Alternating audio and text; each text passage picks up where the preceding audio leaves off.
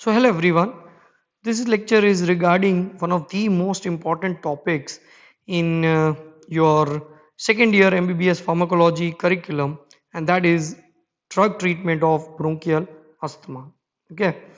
As you all know, asthma is a respiratory disorder wherein there is increased responsiveness of the bronchial smooth muscles to a lot of external or internal stimuli.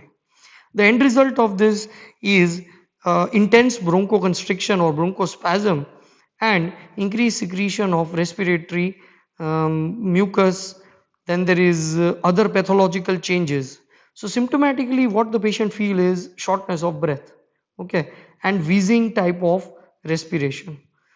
So we will today discuss what are the symptoms, what is the pathophysiology, and finally what drugs are used for the treatment of bronchial asthma. So first thing first, that is definition. We define asthma. Asthma is a chronic relapsing inflammatory disorder which is characterized by hyperreactive airways. So that I've initially told you that it is a condition where their airways are hyper responsive. Okay.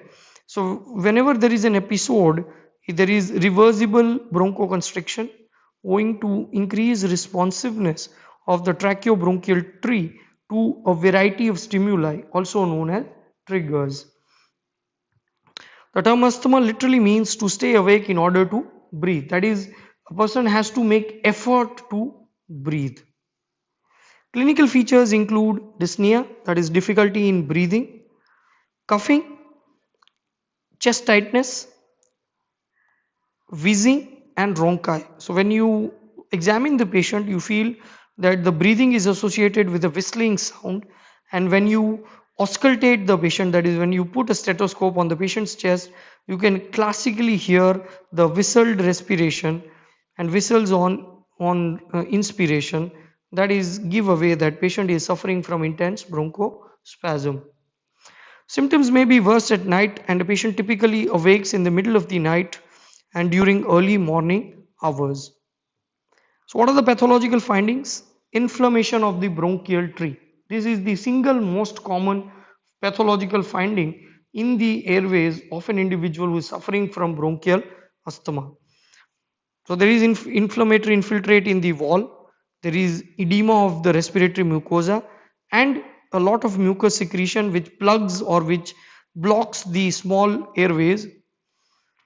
And finally, because there is increased mucus secretion, there is goblet cell hyperplasia, as well as there is a hyperplasia of the smooth muscles, which gives rise to bronchospasm. So this you can see, this is the normal bronchiole. You can see the diameter of the airway. You can see this is the diameter of the airway. These are the smooth muscles. Okay, and these are the blood vessels. Okay, and you can see that this airway is clear. There is nothing in the airway. Now compare this with the asthmatic bronchiole. You can see that this thickness, that is the layer which contains the smooth muscles, there is a lot of thickening of this layer, and there is a lot of smooth muscle hyperplasia. Now you can see that the lumen of the diameter of the airway is narrowed, so this suggests there is bronchospasm, and you can see that it is filled up with this mucus plug. So these are the pathological findings of an individual who is suffering from bronchial asthma. So asthma is primarily an inflammatory disorder. Symptoms of asthmatic patients are mainly due to bronchoconstriction, but the underlying cause of asthma is mainly an allergic inflammation of the airways. So what are the precipitating triggers, or what are the factors that lead to bronchoconstriction or an attack of asthma?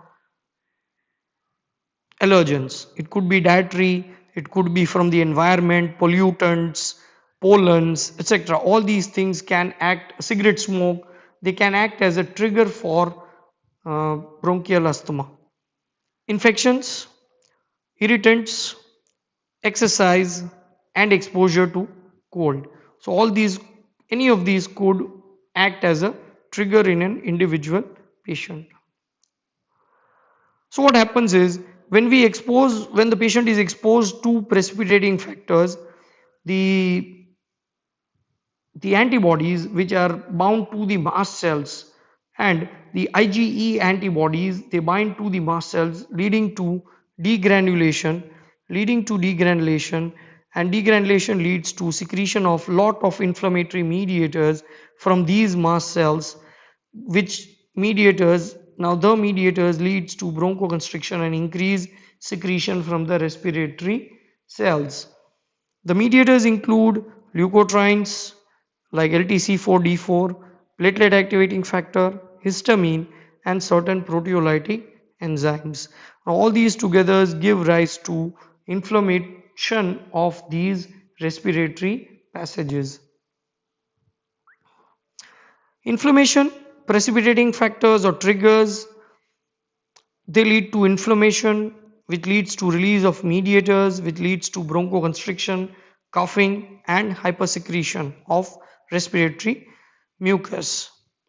So, what should be our goal of treatment? First, to dilate the bronchi, that is to terminate an acute attack. That should be our goal, so that the patient is relieved of all the symptoms. And second thing is suppress inflammation so that in future further attacks do not occur. So only two goals. One is to suppress or the treat the ongoing acute attack by using bronchodilators, and second is to suppress the inflammation resulting from such repeated attacks of degranulation of mast cells. Now, before going into the classification aspect and the individual drugs, let's just revise something about the basics of autonomic nervous system and the autonomic receptors which are present on the respiratory smooth muscles. So, two types of receptors are there. One is the beta 2 receptors, which belong to the adrenergic or the sympathetic nervous system, and the second one is the muscarinic M3 type, belongs to the parasympathetic nervous system. Now, the stimulation of beta 2 receptors leads to bronchodilation, while the stimulation of M3 receptors leads to bronchoconstriction. So, in asthma, because we want to do bronchodilation, we use a beta agonist. That means it activates beta 2 receptors, while we use M3 receptor antagonists because they block the bronchoconstrictive effect of cholinergic drugs or acetylcholine. So I hope that up till here everything is clear. So now we next move to the drugs portion, and that is the classification of drugs that are used for the treatment of bronchial asthma. The first amongst this is bronchodilators. In that, the first group is beta 2 sympathetic or sympathomimetic drugs like salbutamol, terbutaline, bambuterol, salbuterol, salmeterol, etc. Methylxanthines like theophylline, aminophylline, anticholinergics like ipratropium bromide, tiotropium bromide, leukotriene receptor antagonists, you have montelukast, zafirlukast, and pranlukast. Then you have mast cell stabilizers like sodium chromoglycate, nadochromyl, and ketotifen. Then you have corticosteroids like systemic ones, hydrocortisone and prednisolone. The inhalational ones includes beclomethasone, budesonide, fluticasone, flunisolide, etc. and anti-IgE antibody, that is omalizumab. We have initially seen that IgE antibody is the culprit which is responsible for degranulation of mast cells. So using antibody to this IgE may lead to its destruction and can be useful for the treatment of asthma. Now remember that out of all these drugs, only beta 2 sympathomimetic drugs, they are mainly used for suppressing or treating an acute attack of asthma. The rest of all the drugs, they mainly use as prophylactic purpose. That is, they prevent further attacks from coming and they try to suppress the inflammation. So that is basically all the bronchodilators, that is anticholinergic, the methylxanthines and sympathomimetic, they are used for the terminating an acute attack. Rest are used as prophylactic purposes. So first one is beta 2 agonist. In that we have two types. One is SABA and LABA. Now you have to remember what is SABA and what is LABA. The SABA is short-acting beta-2 agonist. It includes salbutamol, terbutaline, and its duration of action is 2 to 4 hours. So that means it has got short duration of action. But here the advantage is that it has a very quick onset of action. So whenever there is an acute attack, whenever you want to suppress an acute attack, we use SABA. LABA on the other hand, they are used for prophylactic purposes. The duration of action for some is 12 hours, while for the others is 24 hours, so that it requires only once or twice daily administration. Long acting beta 2 agonist. So you should know what is SABA and what is LABA, and where do we use the SABA and LABA. Mechanism of action, again it is very simple. If you remember the beta 2 agonists, if you remember the beta 2 receptors, and you know the transduction mechanism for beta 2 receptor, you can easily say what is the mechanism of action of salbutamol and other beta 2 agonists. Beta 2 agonists, they act on beta 2 receptors. They increase cyclic AMP by stimulating adenyl cyclase, and these cyclic AMP, they cause relaxation of smooth muscles and thus cause bronchodilation. On long term, that is on long term, beta 2 receptors can lead to inhibition of the release of mediators from the inflammatory cells. Onset of action of salbutamol, when you give it by inhalational route, within 2 5 minutes. When you the inhalational dose is 100 to 200 micrograms per puff. Adverse drug reactions, yes, they are there, and we need to remember it because we can guide the patient regarding these drugs. Please remember 3T are there. The T3, okay, the T3, that is tremor, tachycardia and tolerance. So these three T's are the adverse reactions of all beta 2 agonists. And finally one more, that is hypokalemia. Route of administration, yes, beta 2 agonists can be given by inhalational route via metered dose inhaler, nebulizer or rotahaler, via oral route, or can be given via injectable route as subcutaneous injection as well. Orally, we have tablets, we have syrups, both forms, that is solid and liquid dosage forms, are available.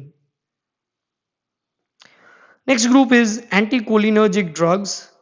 They selectively block the M3 receptors, and thus by blocking the M3 receptors, the effect on bronchial smooth muscles to constrict the bronchioles is lost, causing bronchodilation. Primarily dilates the larger airways because the muscarinic receptors, they are mainly present in the central airways, and thus they are mainly used in COPD, because in COPD, that is in chronic obstructive pulmonary disease, there is an increased parasympathetic tone, increased parasympathetic responses, giving rise to constriction of larger airways, larger central airways, and thus by inhibiting this increased parasympathetic activity, anticholinergic drugs are very effective bronchodilators in COPD. Atropine is the prototype anticholinergic drug, and can lead to drying up of secretion, mucociliary clearance, crosses the blood-brain barrier, so not used, can cause more systemic side effects, so not used for this purpose. Instead, we have two drugs, that is ipratropium bromide and tiotropium bromide. Both these are quaternary ammonium compounds, so they do not easily cross the blood-brain barrier, and hence very little systemic side effects, and they also do not impair the mucociliary clearance. Gradual onset of action, compare it with SABA. that is short acting beta 2 agonists, which have very immediate onset of action. Therefore, anticholinergics, they are not very suitable for terminating an acute attack of bronchial asthma, and they are more suitable for prophylaxis um, action. The next one is less effective than beta 2. These I've already discussed that in asthma, normally the smaller, that is terminal and respiratory bronchioles, are involved, and they have little concentration of cholinergic receptors, and thus they are not very effective in treating this bronchoconstriction caused by asthma. More effective in COPD than asthma. The dose is given here. Next group is methylxanthines. Okay. Yes, the methylxanthines. Use of these drugs in asthma has markedly diminished because of its narrow safety margin.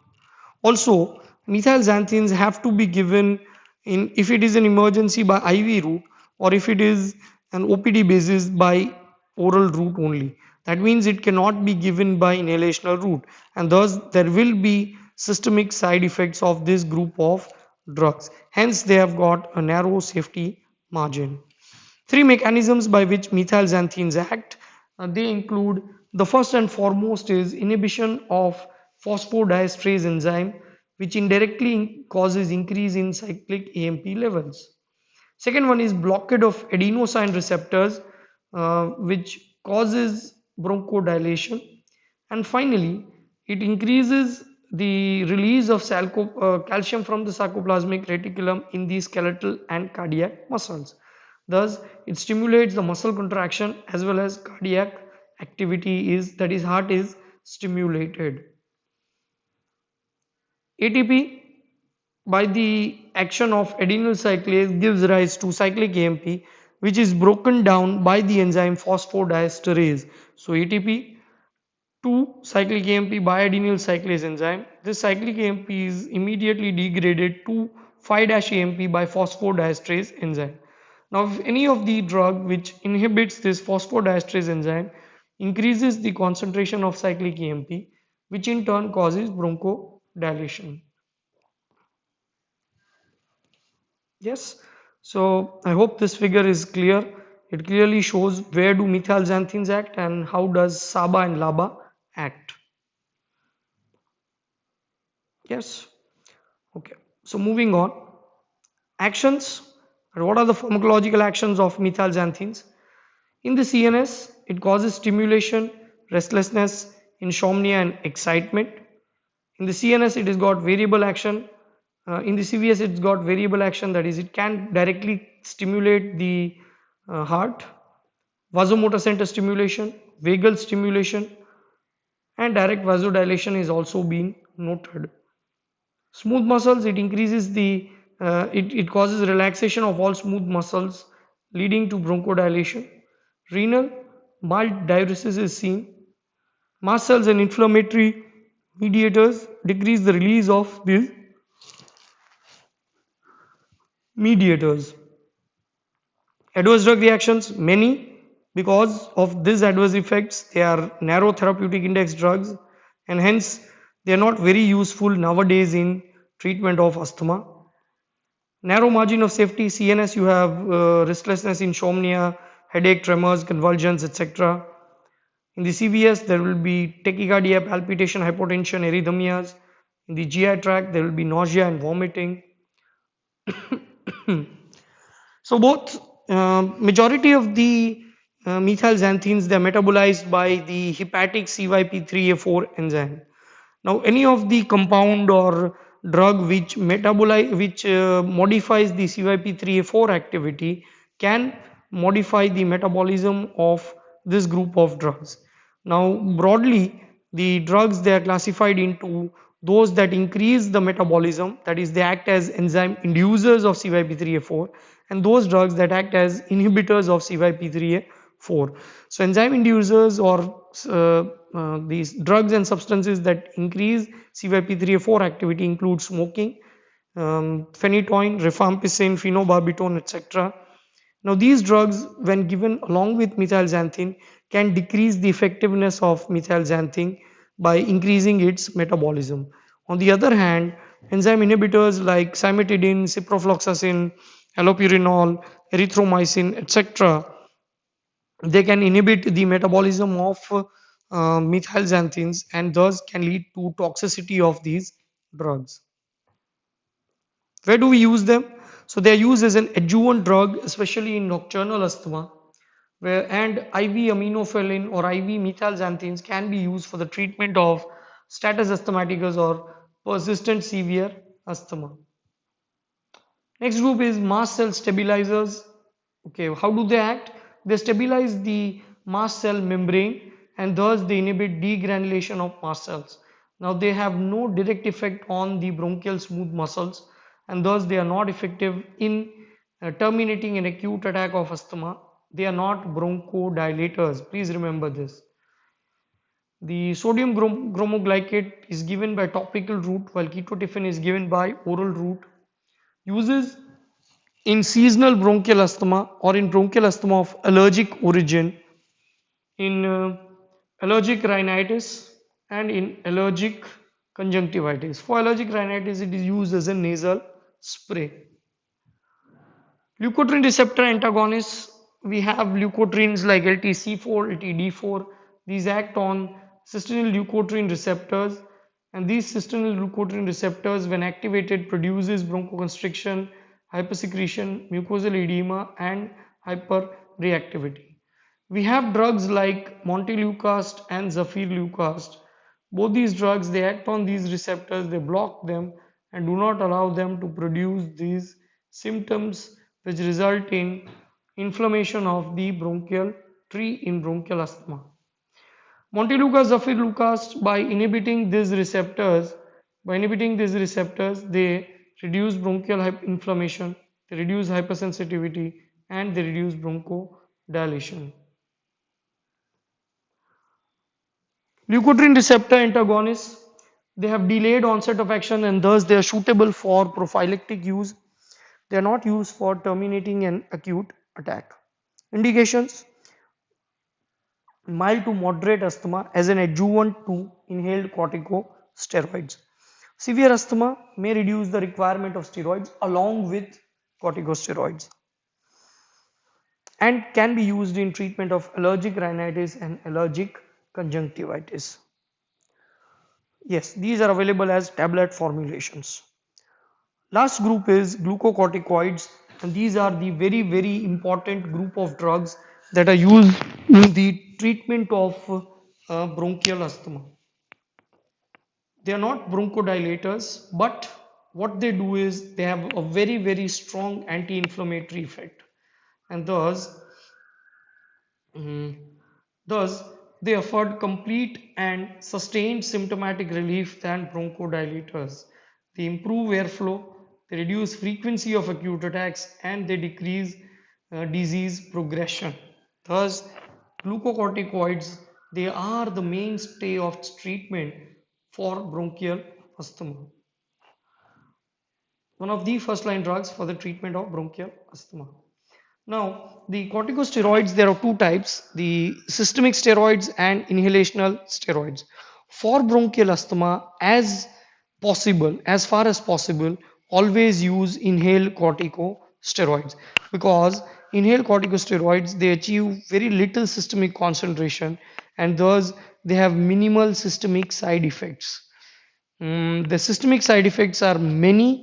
They are many of which are affecting the health of the patient, and thus systemic corticosteroids should be used only as a last resort when inhaled corticosteroids are not very effective. The indications of using systemic steroids include severe chronic asthma and acute exacerbation or asthma, such status asthmaticus. The limitations include systemic side effects, which we will see in detail in when steroids or when corticosteroids are taken up in endocrine system. Inhaled corticosteroids, sorry, high topical and low systemic activity. So they act at the site of action, that is, they act only in the respiratory tract, and very little systemic concentration and systemic activity is seen. and thus because of less systemic effect there are very little side effects. Peak effect is usually seen in about 4 to 7 days, thus onset of action is slow. Start with 100 to 200 microgram twice a day and titrate upwards every 3 to 5 days till benefit is derived. Maximum dose is 400 microgram 4 times a day. Different drugs differ, that is budesonide, beclomethasone, fluticasone, flunisolide, etc. Different drugs differ in their pharmacokinetic property. But rest, that is their adverse effects and their clinical use, they remain the same. Side effects include hoarseness of voice, candidiasis, that is oral candidiasis, and dysphonia. How to prevent that?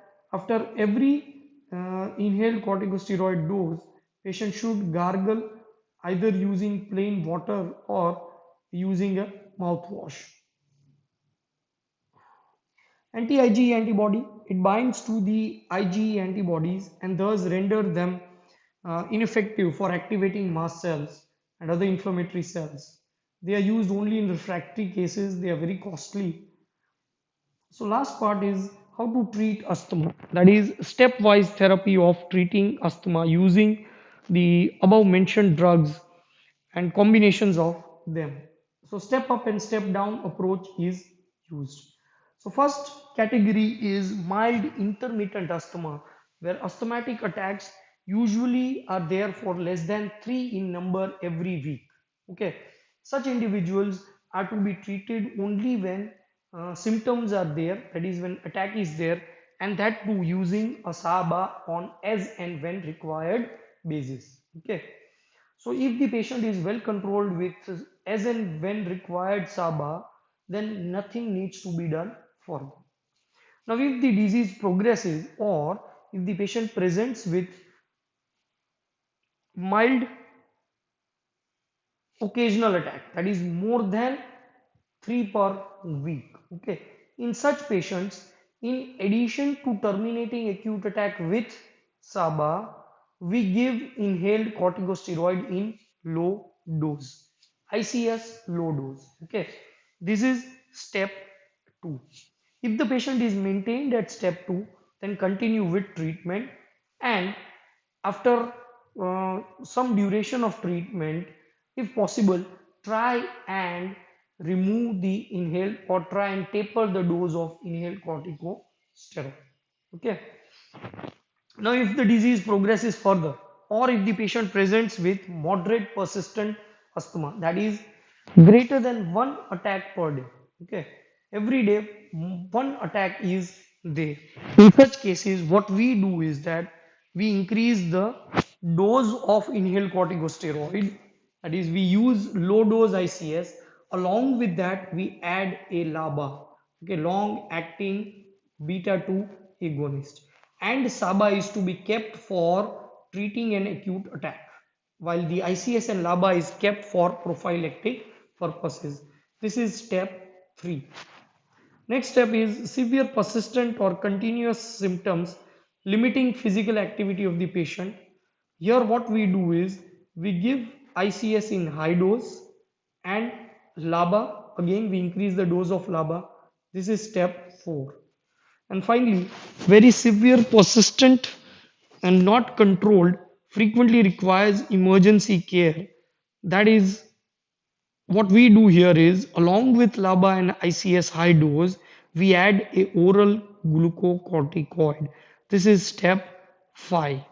Okay, so this is a step up approach including 5 steps. In all the 5 steps, acute attack is to be treated using SABA on as and when required basis. Now, at each step, a trial or the effort is to be made so that if the patient remains stable on a step for some months, then trial is to be given to lower the dose or to step down, that is from step 5 to 4. If the patient remains stable on step 4, try and step down to step 3. Okay, these may not always be possible, and if stepping down worsens the condition of the patient, then immediately reinstate to the next above step, that is step up. Okay, so this is the step up and step down approach in the treatment of bronchial asthma. Okay, now this is a very simplified version of step up step down approach. Okay, at various steps, say for example at step 3 or step 4, we can add drugs like montelukast, drugs like mast cell stabilizers in addition to LABA.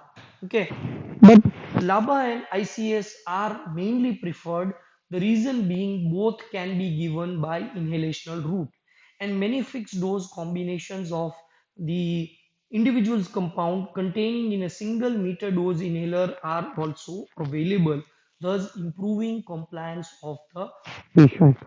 So, my recommendation to you is please remember this figure is a stepwise approach, very detailed, and understand it thoroughly so that you can write in exam about the drug therapy of bronchial asthma. Seasonal asthma. So this usually occurs in the spring and winter months where a lot of pollens, where a lot of leaves shed, where a lot of dust is there and gives rise to acute attacks. To treat such seasonal asthma, we use inhaled cromolyn sodium or corticosteroids, inhaled corticosteroids. We start it 3 to 4 weeks before the anticipated season and continue for about 3 to 4 weeks till the season is over. Last topic here is severe acute asthma or status asthmaticus. Here, symptoms are not relieved by usual SABA inhaler, okay, short acting beta 2 agonist inhaler, and patient may be so breathless that they are not able to complete the whole sentence and may become cyanotic. This condition requires immediate hospitalization and rapid measures to terminate such acute attack. Examination shows hypoventilation, hyperinflation of chest, and tachycardia. Precipitating factors for severe acute asthma could be cold, could be infection, could be stress, or could be abrupt withdrawal of either steroids or long acting beta 2 agonists. How to treat? Give a high concentration O2 humidified, and along with that nebulized salbutamol. Okay, this is the drug of choice. High doses of nebulized salbutamol is the drug of choice. Along with salbutamol, you can add ipratropium or tiotropium bromide as a nebulized solution. Okay. Along with that, injectable steroid, systemic steroid like hydrocortisone intravenously 100 milligram followed by 100 to 200 milligram every 6 to 8 hours. Salbutamol or terbutaline could be given by injectable route initially as well, because the bronchospasm can be so intense that the drug may not reach the terminal bronchiole. So initially one or two injection can be given, and once some amount of bronchodilation is achieved and if the patient's condition improves a little bit, then we can switch over to inhaled bronchodilators. Along with that, correction of the acid base and electrolyte imbalances and treating of the precipitating factor is required. Last portion covers the some devices that are used for delivery of drugs for inhalational route. The first one amongst it is a meter dose inhaler. Here the drug generated in aerosol form along with propellant. You can see the figure. This is the meter dose inhaler. This is the mouthpiece which is placed in the mouth of the patient, and this is the canister. You can see that the canister filled with drug and propellant. So whenever you press the canister, see the person is pressing the canister, metering valve controls the amount of drug that enters via the mouthpiece into the patient, and aerosols are generated over here. The only problem here is that the pressing the canister, along with this pressing, the inspiration should be done. So synchronization should be there with patient inspirating and pressing the canister. Strict synchronization is required, which drug reaches directly in the site of bronchial tree. Quick action, the onset of action is quick, and little amount reaches the systemic circulation, so there is very little systemic side effects. Okay, the only problem is that this strict synchronization may not be possible in elderly and in children. Okay, so that is one limitation of meter dose inhalers. The second limitation is that majority of the drug may enter the oral cavity, and from that into the GI tract, or it may stick to the pharynx and posterior pharyngeal wall. So to bypass such synchronization, one strategy can be used is using a spacer device. We can use a spacer device. So this is our spacer device. You can see that one end fits with the meter dose inhaler, and the other end, the mouthpiece, goes inside the mouth of the patient. Now, every time the canister is pressed, the drug enters this spacer device and remains here, and from here patient can gradually take deep breaths, and it enters the bronchial tree of the individual. So the strict synchronization that is required for MDI is bypassed. It is useful in children. Rest other advantages and disadvantages remain same as of MDI. Okay, rotahaler or rotacap. Okay, this is a dry powder type of inhaler device. The previous one, MDI, was a wet because it uses a propellant. Here, you can see that the capsule containing the drug is inserted in the device, and the lower part of the device is rotated so that capsule breaks and powder is released. This powder is then inhaled by the patient by keeping this mouthpiece inside the mouth and gradually inspirating. It delivers the microfine particle to the bronchial tree, requires inspiratory efforts to the patient. And finally, this is the nebulizer. This is a nebulizer. It generates very fine particles of about 0.3 to 5 micron along with the vapors, and continuously releases the drug. So with these small particles, the drug reaches the smallest bronchiole even in the presence of impaired ventilation. No synchronization is required.